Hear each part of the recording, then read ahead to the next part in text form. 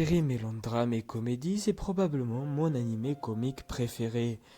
Et c'est celui dont on va parler aujourd'hui.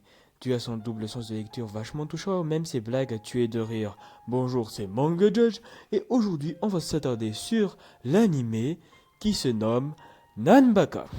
Générique!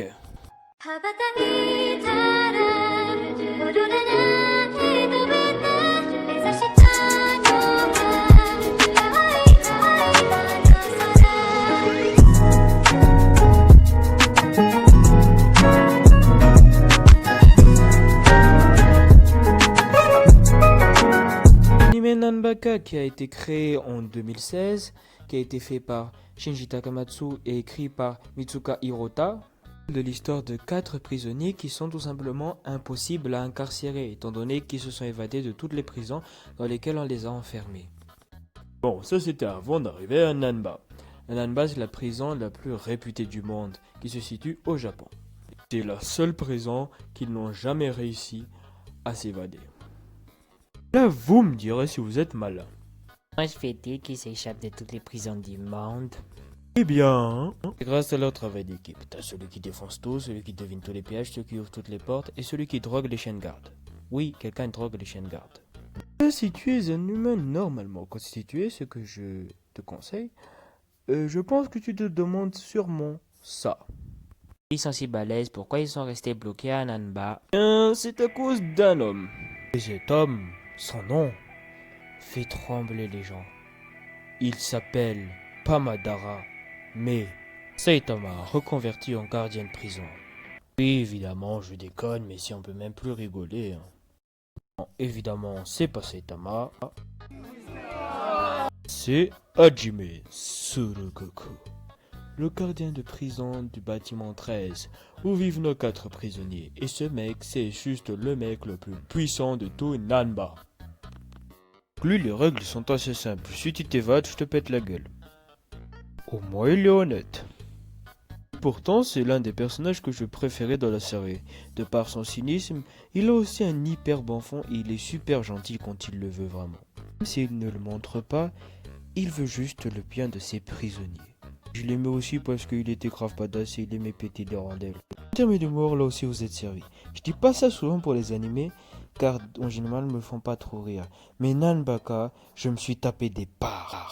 Quiproquo, les références, quand la série se tourne en dérision, le quatrième mur, tous les types d'humour sont utilisés dans la série. Et ça de manière absolument magique.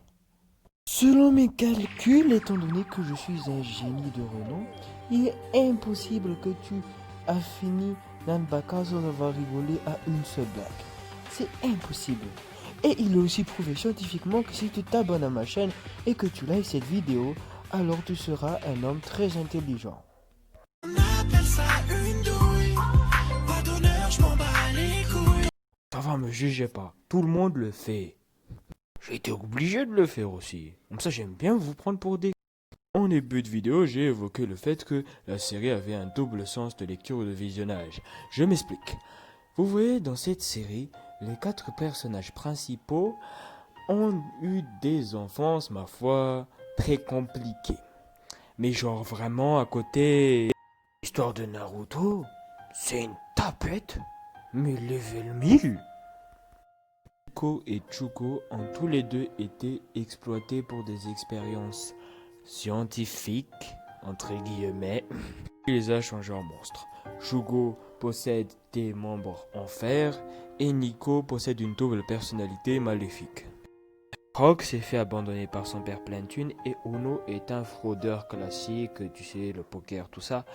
Mais leur différent fait que ils ont été rejetés de la société. Le côté sérieux est là pour 2 raisons. Enrichir l'univers dans un premier temps en donnant des détails sur l'univers de Nanbaka et le background des personnages, mais également pour contraster avec le côté fun, pour que ça fasse pas too much. Le côté fun, lui, est là pour décompresser, rendre les personnages attachants, touchants ou charismatiques.